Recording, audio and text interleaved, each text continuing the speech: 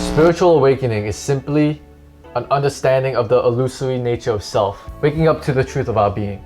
And in this video, I'm going to give you one simple insight that can help accelerate this process of awakening. And this is an insight that Buddhists call interbeing. It's also called non-linear causality. This video's primary purpose is to reawaken that sense of awe and fascination with life. And the secondary purpose of this video is to shatter and remove these rigid ways of seeing the world and seeing and focusing on things in general. I'm saying this to let you know that in order to gain the most out of this video, I recommend you to try to watch this with the most open-mindedness you can have, because I will say it's very difficult to have contradicting views of reality. We like having one way of seeing the world, and we like having things that confirm this way of seeing the world. A truly open-minded viewer will neither immediately dismiss whatever they're hearing in this video, nor will they totally accept everything as truth.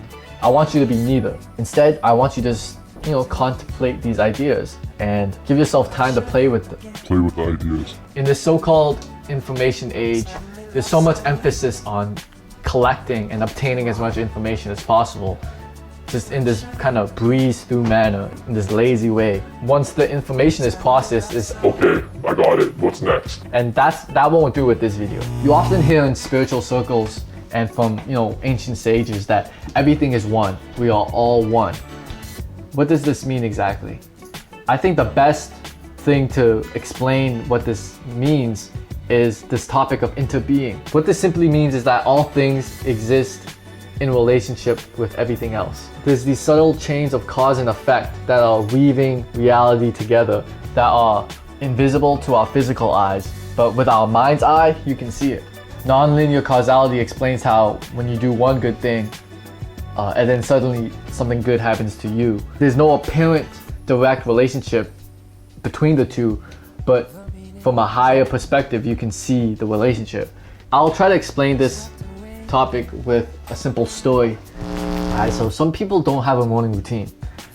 Okay, I do personally. One of the things that I do is kick up in this recliner with some tea and I read a book. And let's just say for the story that I go to work and I am late for work. I realize I can't do my morning routine. I can't have my tea and read my book, and I'm very pissed off and I'm in a grumpy, annoyed mood.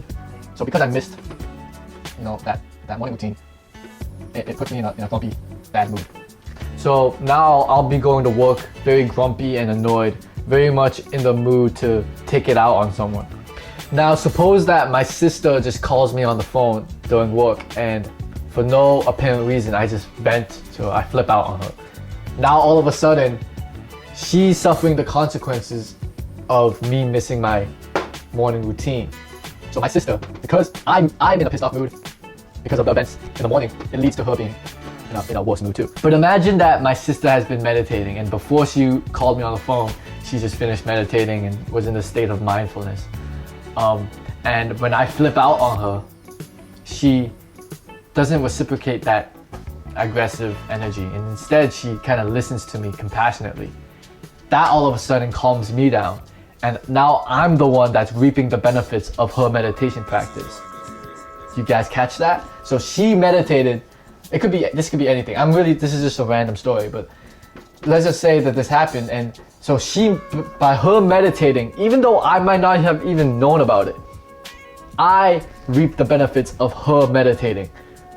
So her meditating brings me into this little happy state. So her meditating all of a sudden just makes me happy, or at least calms me down. So at a deeper level, my actions have become my sister's actions, and vice versa. My sister's private meditation session has turned out to be on my behalf, and by failing to take care of myself in the morning, I've ended up mistreating my sister. Okay? So again, there are these invisible chains of cause and effect that are weaving reality together, that are invisible to most of us. So you might have heard about the butterfly effect, which is how our actions and decisions ripple out and affect generations in a myriad of mysterious ways that we never see. Basically, this is kind of the same way, but at the same time, we ourselves are shaped by everything around us. We typically see objects and events and actions as like just these individual things, each seemingly, separate from the rest. And that's because we don't really see the bigger picture in our day-to-day life. But when we develop kind of just a higher resolution of seeing things, a clearer mind, we can see life as this continuous, flowing, interconnected picture. So you look at a tree, and it's actually made up of all these non-tree atoms. It's made up of the clouds because the rain allows it to grow. It's made of the soil, it's made of the sun. All of these separate things combining to make this thing that we call a tree. It's like when you plant a seed. Yeah, you can say it's you planting it, but are you actually creating that tree just because you planted it? Not really. I mean, there's all these other factors that are making that tree grow. I mean, like, look at this video that you're watching right now. Did I make this video? From a low resolution, yeah, I made this video. But from a high resolution, you can see all the things that led to this video being made. You'll see the articles that I read, the books that I read, the hours of meditation. You can see the teachers, the mentors that I had that learned this stuff and that I read about.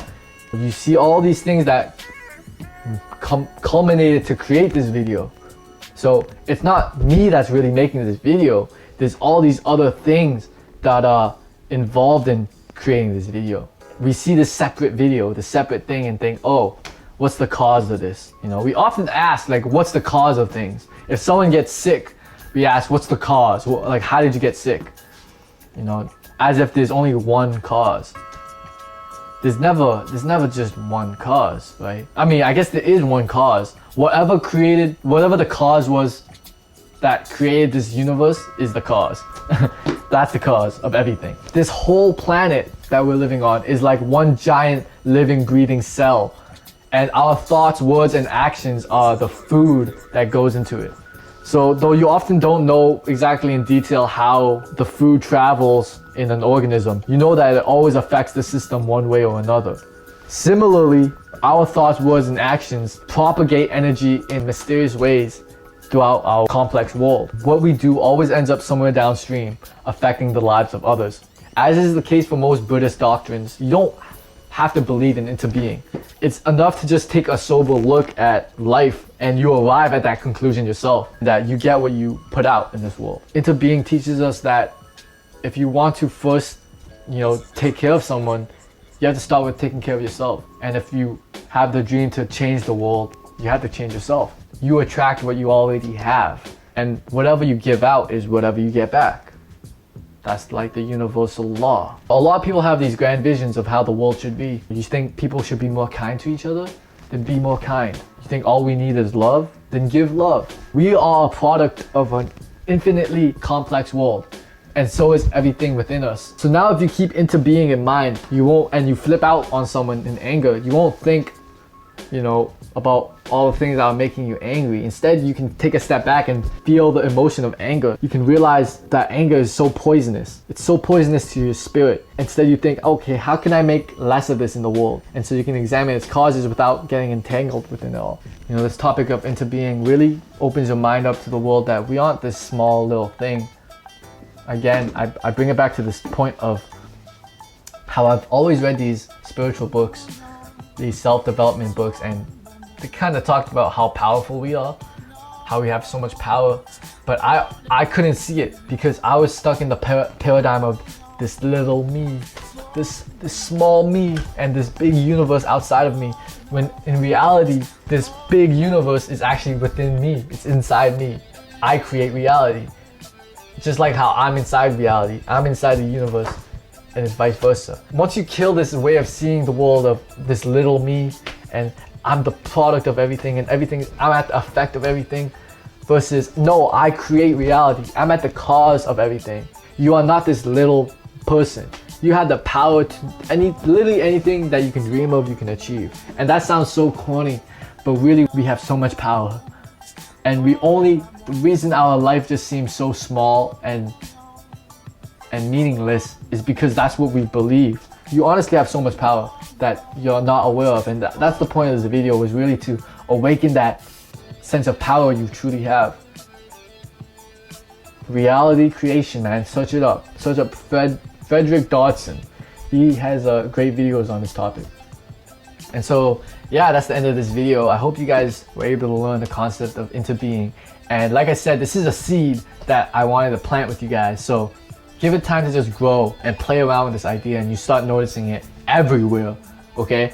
And just enjoy life, man. Have fun. I'll catch you in the next video, man. Peace. Outside.